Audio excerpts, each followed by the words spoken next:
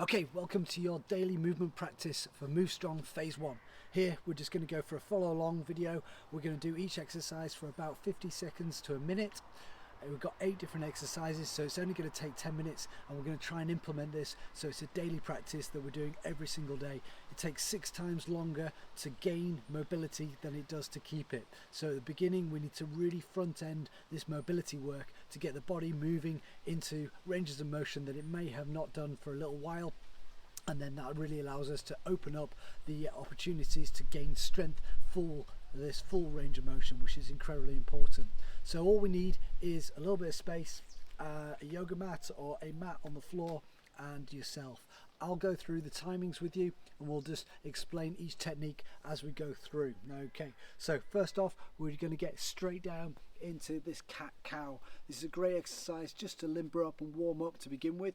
We're going to be in an all-4 position, and we're going to really focus on extending through the upper spine, the thoracic area. Okay, so down into this position, and the timer starts now. So we're just going to go into a bend with the lower back, and then we're going to extend and squeeze the glute as hard as you can at that top. We're turning the tailbone round, and then we're tucking the tailbone and look forwards, and I'm trying to drive my spine all the way up in nice big slow motion movements. Okay, so I'll just be a little bit more sideways so you can see I'm arching my back, and then I'm bending my back all the way up. Nice deep breaths through this exercise routine, this daily practice. We're going to be opening up and bending the back, which feels great to begin with. It's a lovely thing to do just to start warming all these different areas up. I want a nice part here where we squeeze and move the tailbone. We need to squeeze the glute. I'm keeping my arms really nice and straight as well, so no bend on that straight position. So that's our first exercise. We're going to relax there, and then we're going to go into this hip swivel next.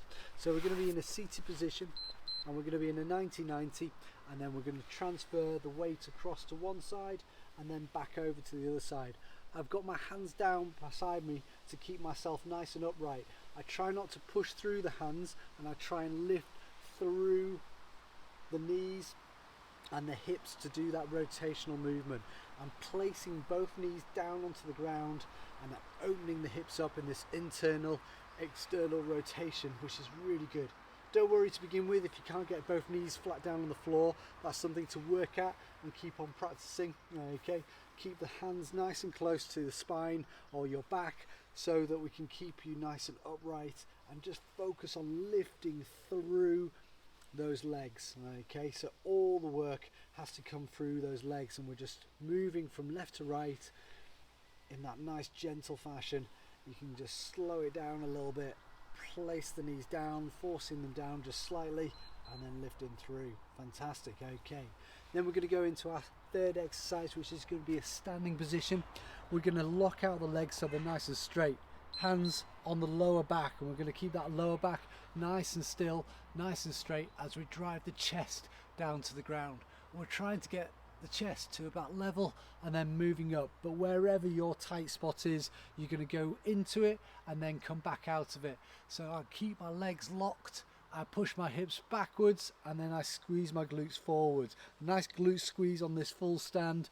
Keep that head up, and we'll drop back down and then squeeze back up those glutes. Okay, drop back down and squeeze back up, so we really feel those hamstrings stretching there, but at the same time keeping that back really straight. So that's why we have the hands on the back, so we make sure that we don't roll the back, we don't bend the back at all. We're keeping it locked out in that straight position, and we're just lengthening the base of those calves, or the top of those calves, into that hamstring there, which feels great, really, to release that off. Excellent. So we're just going to relax there, and then we're going to go into our next one, which is the downward dog paddle. So here we're going to be in a presser position. Okay, and then we're going to push back the shoulders as far as you can, so you feel a stretch through the calves, and then we're going to start by just bending one knee and driving the other heel down into the ground. So it's just the opposite heel drives down to the ground whilst we bend the opposite leg. This is a great way to start working that flexibility through those ankles at the same time as lengthening and stretching through those calves. Push through those shoulders and keep those shoulder blades squeezed together at the back as well, just so we're in good form.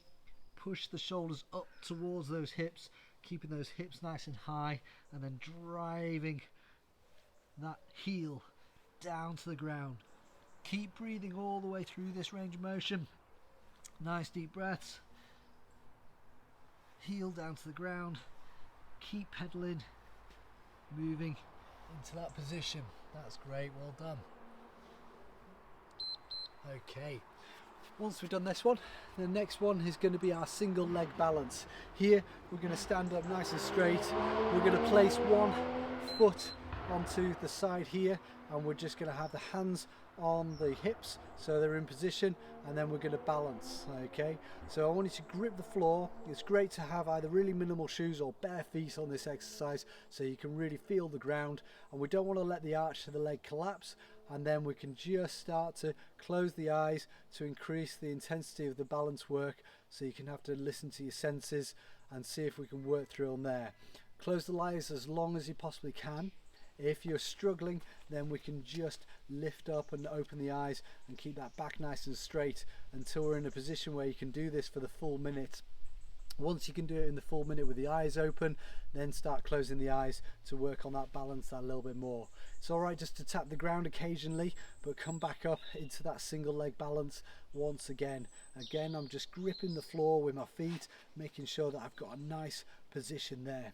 Okay, and we're just going for those last few seconds, and then we're going to swap sides. Okay, so we're going to go onto the other leg, grip the floor, make sure our weight's transferred onto that side, place the knee or the foot onto the knee, put the leg out to the side, hands back on the temples, back onto the hips, and keep that back up nice and straight. Get a nice good balance, and then if you can, close your eyes to work that balance that little bit more, and just try and work that bottom of that foot to keep you in there. Balance isn't just about keeping nice and straight and locked out still. Actually, we need fine motor control movement through the bottom of the foot to keep ourselves balanced. So it's not about locking everything out, it's actually going with it and try not to overcorrect. And as we get better, those movements start to become smaller and smaller. So nice deep breaths into that single balance position there. Okay, if we can just go back into the eyes closed, relax, work that balance. Okay, if you need to, tap the floor and bring yourself back up into that position once again, into that stalk position there. Okay, if you're really struggling with that balance one, then you don't need the foot up, you can just have the foot down by the side of you just so it's nice and close to the ground, but we're going through there. Okay, second exercise, well, next exercise, we're going to go into this lunge here. Okay, so we're down into that position. We're going to drive the knee forward, so both hands on either side, and then we're going to have the foot in the central part, and then what we're going to do is going to drive the knee over the end of the toe. Keep the heel pushed down into the ground, and again, it's great to either have flat shoes, minimal shoes, or in bare feet for this one, to make sure the heel has not been elevated falsely by those built up shoes. So we're going to stretch out the calf and the back into the Achilles and start working on this dorsiflexion, this ability for the knee to go over the end of the toe, which is hugely important for human movement. Okay, and we do lose that as we get stiffer and tighter, this ability to drive that knee. So here we can use the body weight just to drive that forward and keep that going into that position. So we're going in and out of this stretch here. So we're sliding the knee forward, we come back out, and we slide the knee forward and we come back out. Great, that's time. So we're going to swap legs. So we're in that lunge position, the foot is in between the hands, our hands are down on the ground, the chest is resting on the thigh, and then I drive the knee forward, and I'm driving the knee forward. Okay, I'm using the weight of my upper body to help that move that a little bit further than what it would do by itself, and we can just give it a little bit more of a push down the bottom range there. We want to make sure that we don't collapse the arch of the foot, so don't drive the knee over the big toe, make sure it's over the second, third toe as you move forward into this action here. Nice deep breath out on the way forwards, back in on the way back down. Great work, well done. driving that knee forward into that position and coming back. Really start to extend that range of motion. Try and go that a little bit further each time you go through that range there. You'll feel great once you get in consistency of doing these exercises every single day. You really start to feel the difference of the body. So that's time on there. Next one, we're going to do this variation of the couch stretch. So we're going to be in this deep lunge position. We're going to have the head back up. We're going to squeeze the glute nice and tight once we're in that position. Okay, so I can feel my hip flexor down into the quad stretch. If I'm not, then I push my hips forwards, but I'm keeping the back straight. Clasp hold of hand, and then I'm going to shoulder press straight up. And as we shoulder press up, we breathe out, and then we breathe back in on the way back down.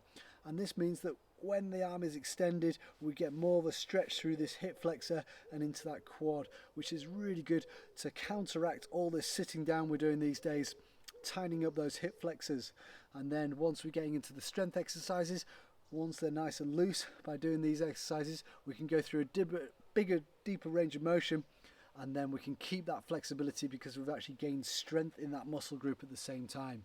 So we're not going to be frightened of working the strength element at the same time as working this flexibility element, but we do need to release it first to be able to give this range of motion. So glute tight all the way through that. That's time there. So we're going to swap legs and we're going to get into the other position. We're going to keep the back up nice and straight. We squeeze the glute, we clasp over the hand, we make sure that quad is feeling stretched. Okay, and this is just the first phase of this particular couch stretch variation, which is fantastic to do to release that hip flexor and into that quad. Okay, leading causes of knee problems tend to be that tightness through the quad and lack of strength and flexibility through those hips, and especially lower back as well. When we've got tight hip flexors, it really moves the pelvis into the wrong position, causing pressure onto the lower back. So this will be a great exercise to help reset the pelvis. Nice deep breath out on the way back up. Okay, deep breath in on the way down. Push that air out on the way back up again. Keep squeezing that glute for me. Don't forget to squeeze that glute and push those hips forwards. Enjoy that feeling of that stretching and releasing. As you go through, you might find that you need to just drive those hips that little bit further forward to feel that stretch. So always trying to go to that constant point of tension through those stretch muscles. Okay, now we're going to go into our deep squat. Here, fundamental exercise. We can start using this exercise in different ways. So first off, we might need to elevate the heels. So I'm just padding up the yoga mat here, so I've got a couple of inches of height in those heels. So you might use a couple of yoga blocks or a couple of books, whatever it might be, to raise up the heels at the back. Okay, to start off with, if you're struggling with this exercise, get those heels elevated as high as you need to go to be able to drop down into this full squat position and stay seated. Okay, so I'm straightening up my back, I'm keeping my shins vertical and my feet as relatively straight as possible. They can turn out slightly, but we're trying to keep them straight, and I'm sitting down. And we're going to try and hold this here for about that minute or so. Okay, so you're going to go for some nice big deep breaths, and we're just going to sink all the way down, extending that back. And it's a fantastic exercise for ankle flexibility and strength, also stretching out the knees fully into the hips and also the lower back.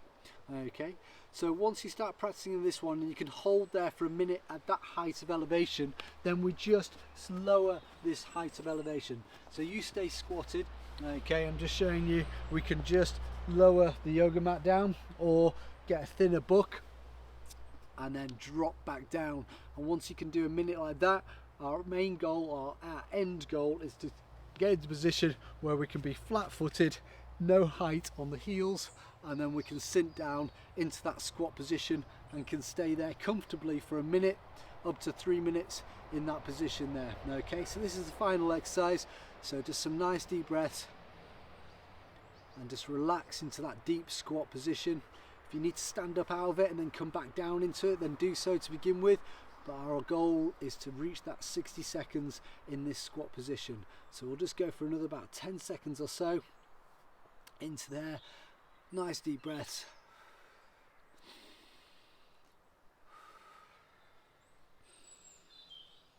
and then come back out of that. Great. Okay, so those are your 8 exercises you're going to practice on a daily basis as much as possible. If you can manage to get 5 or 6 times throughout the week of doing this 10-minute routine, you're going to really start to feel and notice a big difference. Good luck with it. Experiment with those movements. Try and always go to those points of tension. Never do a movement which is going to go into a pain, but we do need to feel those muscles stretching and opening up at the same time. Take care, and we'll speak soon.